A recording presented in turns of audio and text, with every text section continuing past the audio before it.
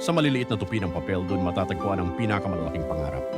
Para kay Lolo, ang bawat bangkang papel ay hindi lamang laro, ito ay aral ng katapatan. Ang pundasyon, madalas niyang sabihin, ay hindi dapat kinukurakot dahil ang tubig ay hindi marunong magsinungaling. Ngunit sa labas ng kanilang munting mundo, ang semento ay hinaluan ng kasakiman. Isang buwan pa lamang ang lumilipas, ang dambuhalang dike na dapat ay proteksyon ng bayan ay nagsimula ng gumuho. Nang makita ni Lolo ang mga plano, nanlumo siya. Ang kanyang orihinal na disenyo, nilapastangan para sa bulsa ng iilan. Hindi sapat ang galit, kailangan ng tapang.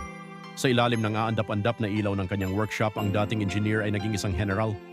Gamit ang huling lakas at ang tulong ng kanyang apo, bumuo sila ng isang armada, hindi gawa sa bakal kundi sa papel at prinsipyo. Nang bumuhos ang dilubyo at tumaksil ang semento, naganap ang isang kababalaghan. Ang mga bangkang papel na hinubog ng pagmamahal ay tila nagkaroon ng sariling buhay. Sa gitna ng rumagasang baha, sila ang nagsilbing gabay sa mga naliligaw, habang unti-unting inilalantad ng agos ang hungkag at buhangin na pundasyon ng kasinungalingan. Sa huli, napatunayan ni Lolo sa kanyang apo na ang katotohanan, gaano man ito kagaan gaya ng papel, ay hindi kailanman lulubog dahil ang tunay na lakas ay wala sa tigas ng pader, kundi sa linis ng budhi ng gumawa nito.